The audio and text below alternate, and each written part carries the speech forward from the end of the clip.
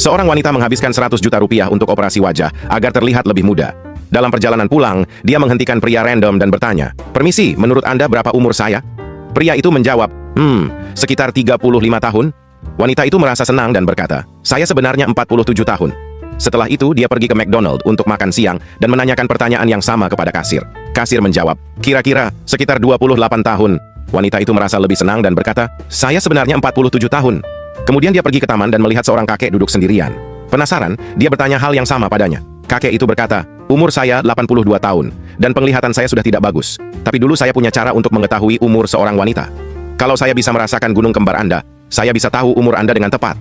Wanita itu berkata, "Apa-apaan ini?" dan membiarkan kakek itu menyentuhnya. Setelah meraba-raba selama 5 menit, kakek itu berkata, "Umur Anda 47 tahun." Wanita itu terkejut dan bertanya, "Itu luar biasa, bagaimana Anda bisa tahu?" Kakek itu menjawab, "Saya berdiri di belakang Anda saat mengantri di McDonald." Seorang profesor sedang makan siang di kantin kampus. Tak lama, seorang mahasiswa berjalan mendekat dan meminta izin untuk duduk di depannya. Dengan nada mengejek, profesor berkata, "Burung dan babi tidak makan bersama." Mahasiswa itu terdiam sejenak, lalu menjawab, "Oh maaf, kalau begitu saya terbang saja." Merasa dipermalukan, profesor itu berniat membalas dengan memberikan nilai buruk pada ujian minggu berikutnya.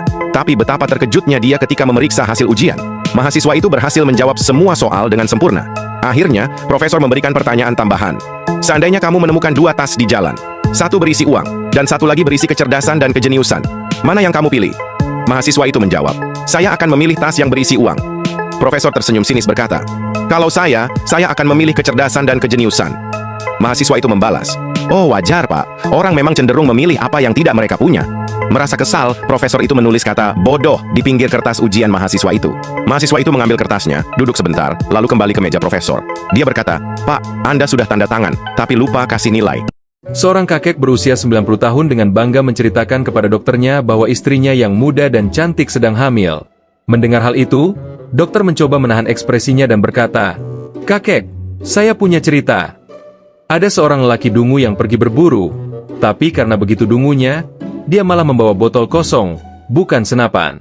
Di tengah hutan, dia bertemu dengan seekor beruang besar. Lalu dia menodongkan botolnya kemudian menembak, dan beruang itu mati seketika. Lelaki itu pun berteriak kesenangan. Si kakek langsung memotong, 'Mustahil! Pasti ada orang lain yang menembak beruang itu.' Dokter tersenyum tipis dan berkata, 'Tepat sekali,' sambil memandang kakek itu dengan penuh arti. Seorang kakek bercerita tentang pengalamannya sewaktu berperang pada zaman perang dulu. Percakapan mereka sebagai berikut.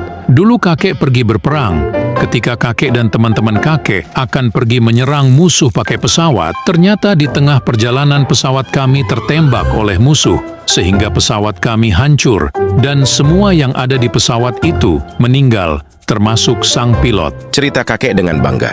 Cucunya menjawab dengan nada heran. "Tapi kenapa kakek sampai sekarang masih hidup?" Kakek menjawab dengan penuh kebanggaan. Karena kakek ketinggalan pesawat.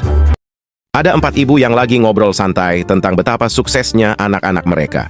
Ibu pertama berkata, "Anak laki-laki saya jadi dokter yang sangat sukses dan hebat.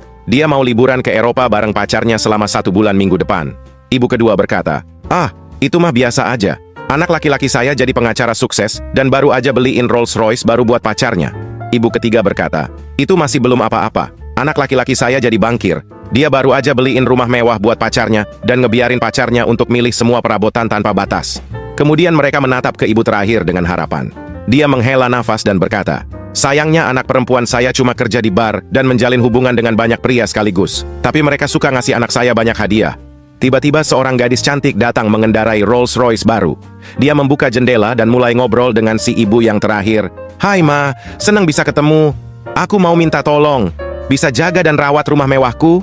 Masih banyak furniture yang harus dikirim, dan aku mau liburan ke Eropa selama sebulan penuh."